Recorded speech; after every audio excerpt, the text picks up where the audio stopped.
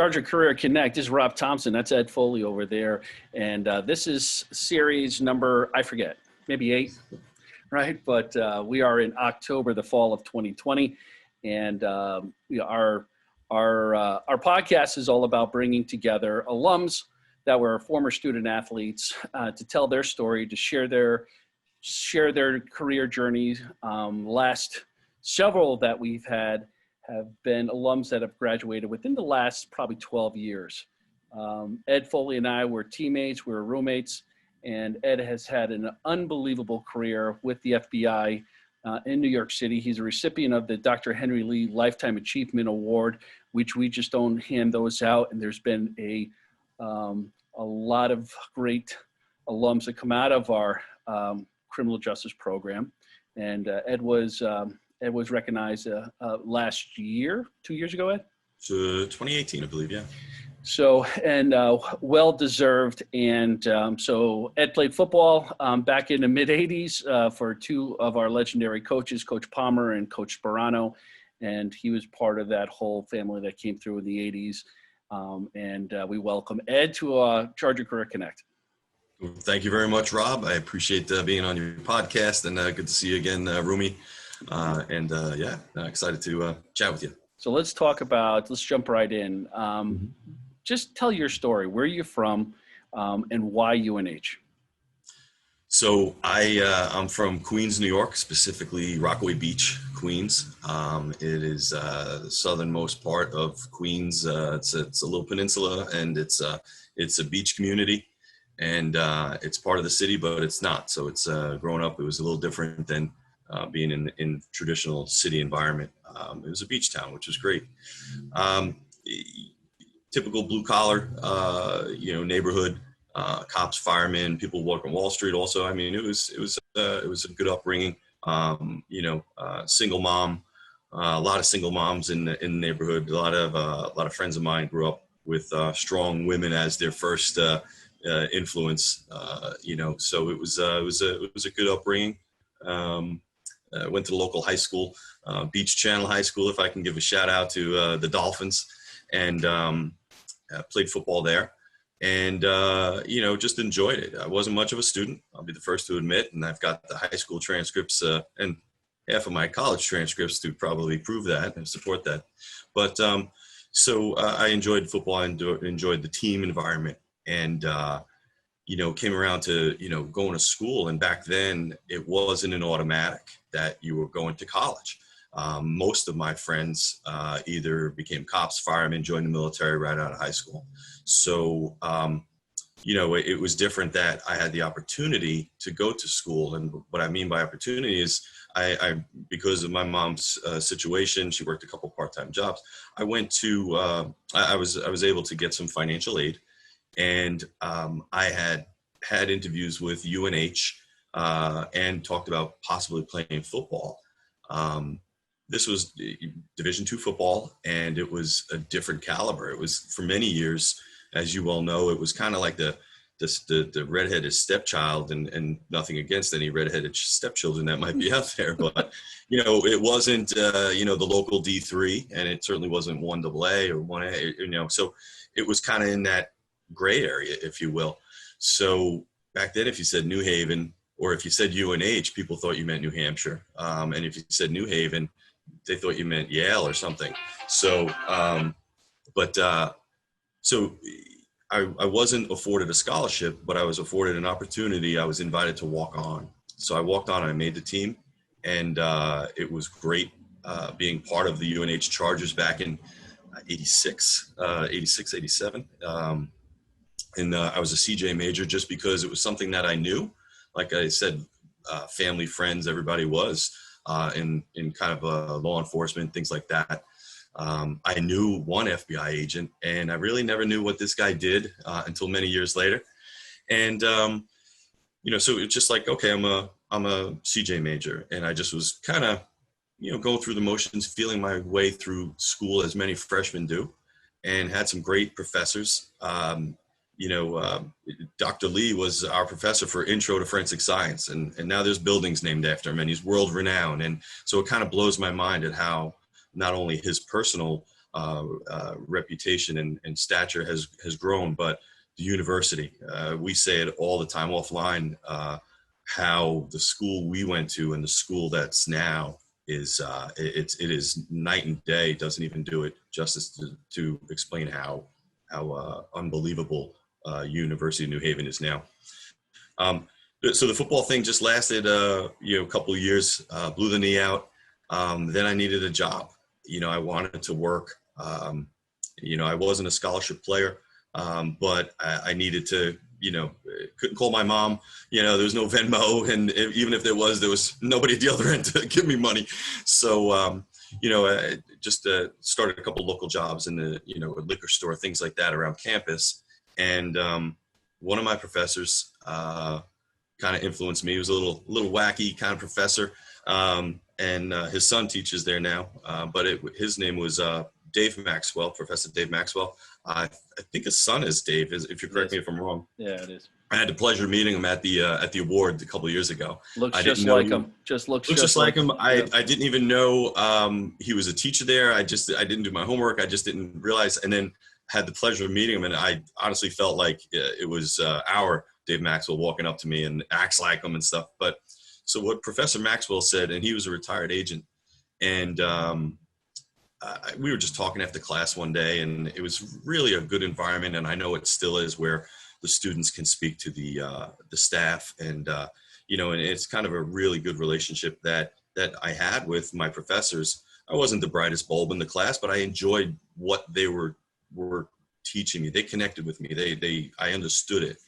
So I asked Professor Maxwell. I said, I'm looking for a job, and I think like the co-op office might have had some internships at like the juvenile jail or the local PD, and nothing against those, but I'm like, I don't know if I want to. So he said, why don't you just call the local FBI office? And I'm thinking, FBI? What, are you kidding me? You don't just call the FBI, He's like, yeah, go ahead, just go ahead and call them. And so I did, and I was nervous, and I went back to the dorm, and I told the story, and Rob knows it certainly well, but I went to the common area, and there was a payphone on the wall, and a payphone is actually a phone where you put coins in and pay to make a call.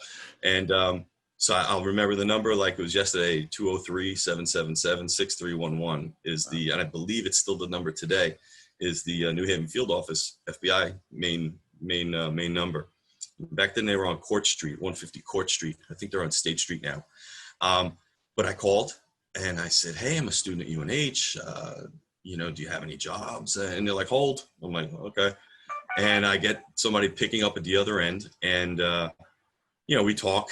Long story short, I go down there. I take a couple of in-person, math tests, spelling tests, psych tests, like just these cognitive things for an hour or so. And he gives me a fat application. And I had gone home for the weekend. I remember my mother typing the application, and that kind of started the process. And I was offered a job several months later as a GS3, which is the pay scale, general scale, and 3. They don't even have them anymore. I think it was like $11,000 a year, but it was part-time, so it was even less than that. And then they tax it, so it was just pocket money what I needed. It was beer money for us for the weekends, yeah. Rob. Yeah.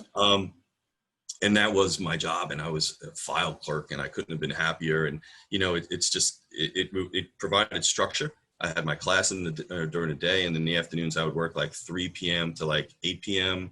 And it just became part of me and my routine.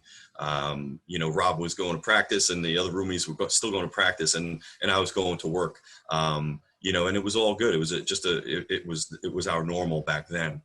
So that's how I got in. And once I was in, I discovered that I liked the people. There were opportunities that presented themselves to me, whether it was moving over to like help out with supply or, anything I could do that could, I don't even want to say advance my career, but just, I was like a sponge. I just wanted to learn more about how this place works. And it's not just about, the agents breaking down doors affecting an arrest. It's about everybody from top to bottom, with the person putting that file, doing the filing, running the indices check, doing the DMV checks, the linguists doing their homework with, overhears and all sort of things. And it really is just a huge collective, a collaborative effort. So my eyes were open to see how this machine works. So Where did you, let me ask you, I'm let sorry. me ask you this. Let's take a step back. So when you get Absolutely. in and when you look at the different divisions, because you went through this discovery of where do your, even though none of us were great students at that time, right? Yeah. And, but we had some street smarts and we had some intuition, right? And Yeah. we have self-awareness. Those are the things when you grow up in blue collar towns that you get, Yeah. right? Those are Yeah. natural traits that you inherit by growing up in these type of towns that we grew Mhm. up in. Where did you start discovering of, you know what, that may be a better fit for me? Was it in the street unit? Was it in, the surveillance? Like when did that happen in your career? Sure. Sure. So when I was still in New Haven, but one of the best positions that I've held in the Bureau was like just the 4 to midnight clerk. I don't know, titles and acronyms change all the time in this place. But basically I worked the 4 to midnight and I did the radio room. I ran all the license plate checks, the criminal histories, and answered phones and bomb threats and things like that, and crazy people that call in. But when I was supporting agents out in the field doing an arrest or stuff, and I'm monitoring the radios, and I'm like, you know what, I want to be out there with them. I'm like, and you just mentioned, you hit it on the head, street smarts. Now, and I'll progress to where I'm at now. Street smarts and common sense, it seems like you can't, you can't teach those things. They're just, inbred in a lot of us. But I felt like I was out there with them in the radio room, and I was listening to things, and I'm like, you know what, I want to, that's what I want to do. I want to be out there. I want to be on the street. I want to be, doing the surveillance work or something like that. So that kind of became my moment of, okay, this is what I want to shoot for. So I went to, and I'm jumping around, but I was afforded an opportunity to go away to Quantico to do the training, and I did. And then I also wanted to come back home to New York. So I was in Connecticut.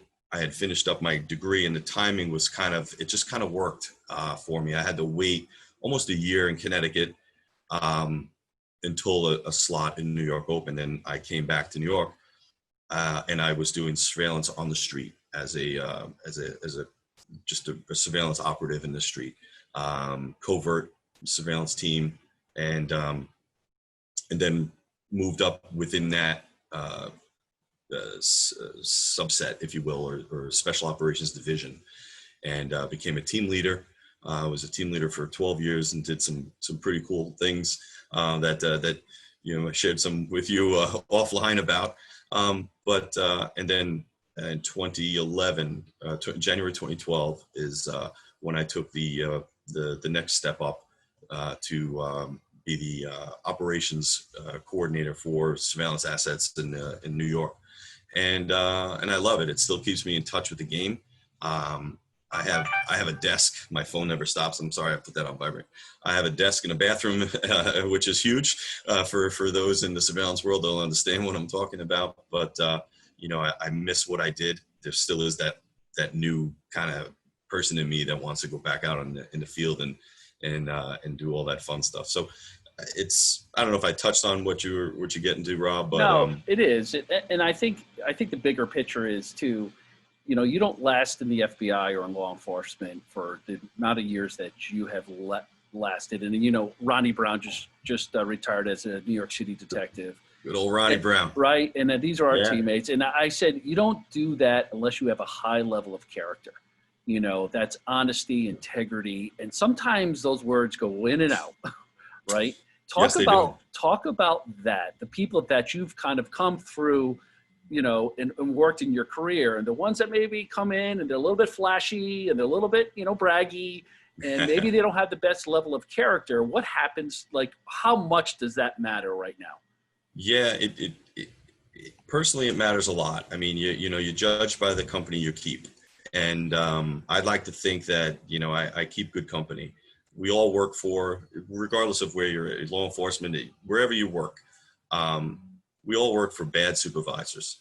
We all work for good supervisors. And you remember them both. And sometimes you learn more from the bad ones than you do from the good ones, because you learn what not to do and how to treat people. but yeah, any job. I'd like to stay here or sit here and tell you everybody in the FBI is 100% and, with the tip of the spear and, forward leaning and whatever buzz phrase you want to say. But it's a regular company business outfit. And we do have people who, might be the flash in the pan, might be the personality that doesn't fit, might be somebody who's, here for a cup of coffee and just looking to pad their resume and go. So, you're going to have that everywhere in life. It's just how you respond to these people and respond to those situations. Somebody quoted it somewhere that, when you react to a situation, the situation controls you because you just want to react. But when you respond to the situation, then you control the situation. So you're looking at who you're dealing with. Everything is a people business. Every business you're in, you're always dealing with somebody. Whether you choose to be face-to-face, on the phone, whether you're texting, whatever it is, you're dealing with personalities. And to be a good judge of character of that and just know who you're dealing with, I think will not necessarily make you successful, but will make you satisfied in how you're going about your mission, whatever it may be.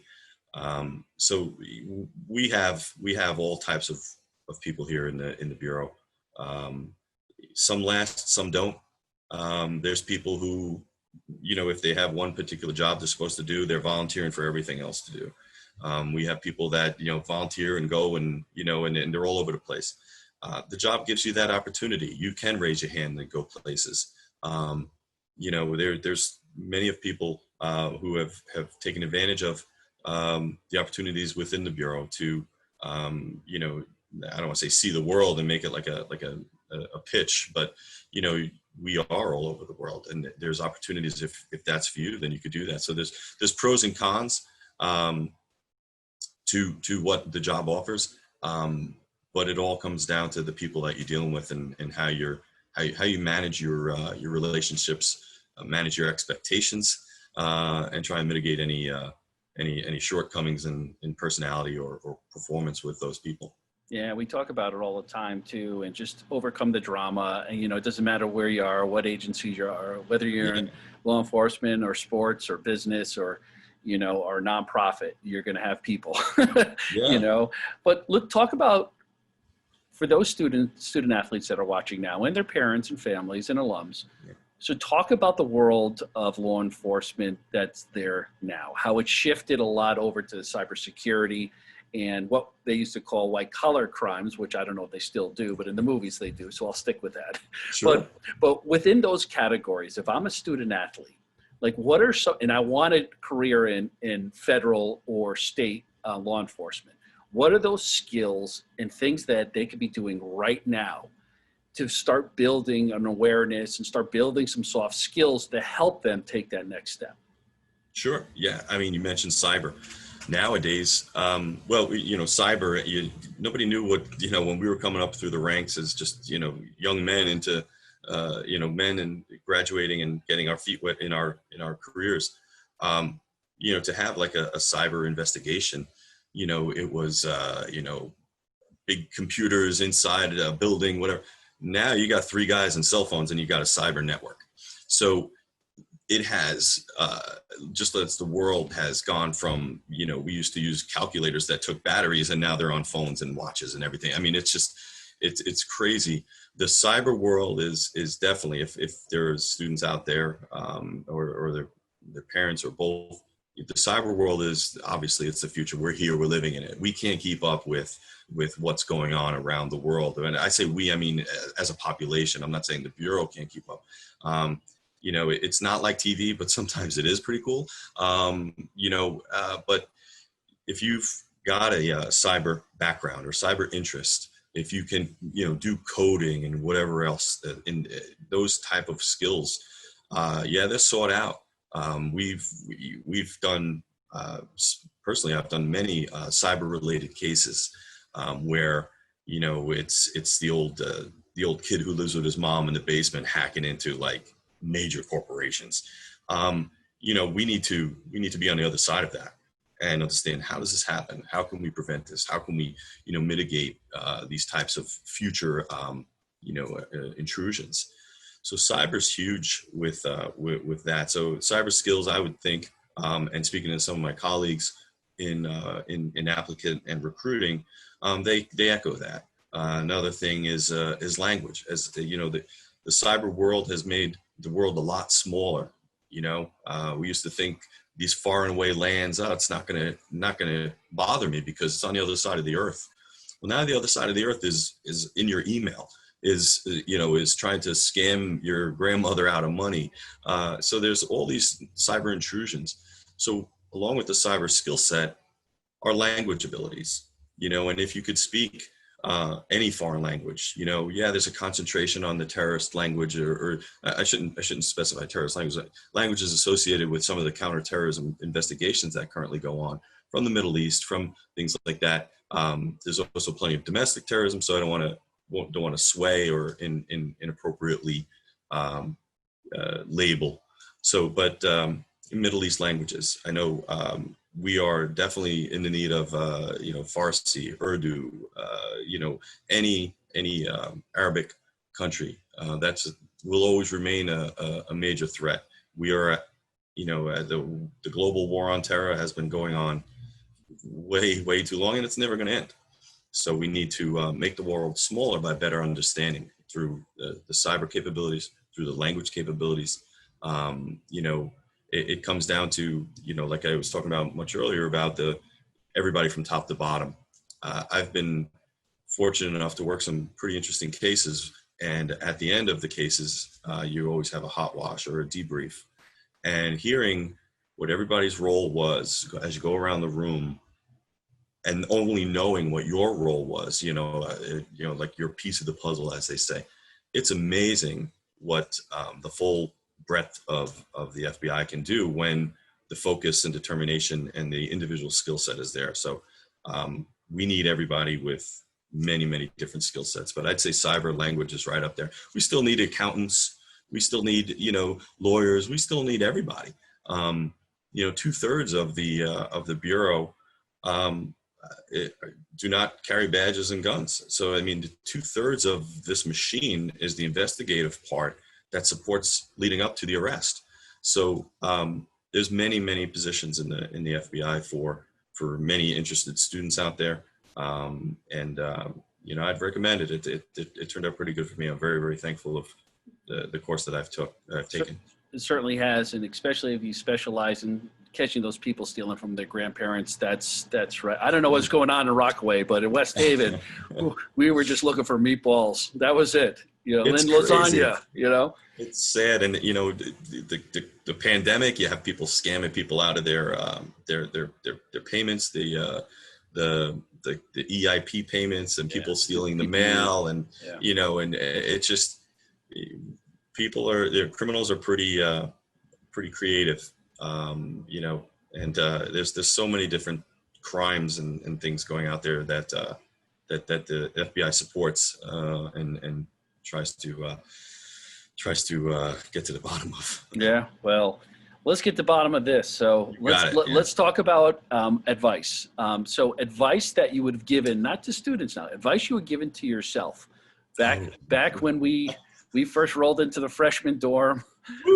Right. And when we were 18 years old and we met, and what advice would you have given yourself back then? Oh man. And things that now that we didn't know back then. What would that advice be? Yeah, hang on, enjoy the ride. You have no idea what's coming. Advice, knuckle down on my grades. It was, the feeling of accomplishment you get from getting good grades and getting, graduating with honors and things like that. Fortunately, I went back to school and I got a master's degree, and I never thought I would. As we said, we weren't students. We just went, we hung out. It was a different world, different vibe. And I was kind of talked into going back to school by a younger coworker who said, "Oh no, you should do it. You'd love it. Online this, discussion board." I'm like, So I did it, and I went back and I got a master's degree, and I wish my mom was around now to show her all the A's I got, versus the C's and a few D's in there. But that satisfying, if you will, feeling of doing that was great. And back then, the freshman Ed, you don't know that, you don't appreciate it. You're living in that moment. We've all heard from our parents, and we don't listen to our parents, and maybe we'll listen to our friends' parents. And it's the same today. I can't talk to my 22-year-old and my 20-year-old, but friends can. So it's I would say just wake up a little bit, appreciate what you got, and maybe just focus a little bit harder on school, because it'll pay off. It'll pay off later. But yeah, a few other bits of advice I'd tell myself, but that's for you and I to discuss over a beer. That's right. So Ed, thanks again for your time. I know you got a busy day, and I know the world around us is a little bit in chaos right now, and you're in the heart and soul of it down there in New York City. And thank you for your service and your 30 years and your friendship.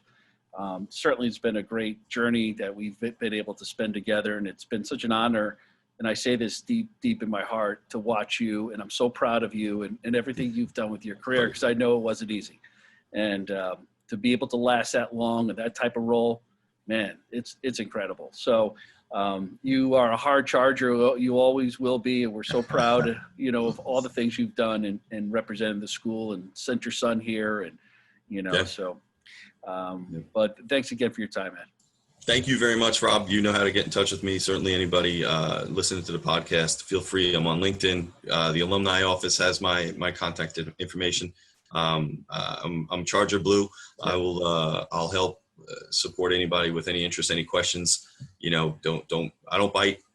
So feel free, whatever I can do to support Charger Nation, I certainly will, pal. Awesome. And we'll link up your LinkedIn account there, but people can reach out to me on my email, and we're going to connect you. But we're going to have you back on. We'll probably do a show where there'll be question and answer periods for those that are in law enforcement, forensics, that are looking for that type of career. We'll have you on in the spring, and we'll get through the year. So on behalf of Ed Foley, this is Rob Thompson. You're watching Charger Career Connect. Remember, you'll figure out what you hate doing long before you discover a career that you love, so try everything. We'll see you next time, everybody. Take care. Thanks again.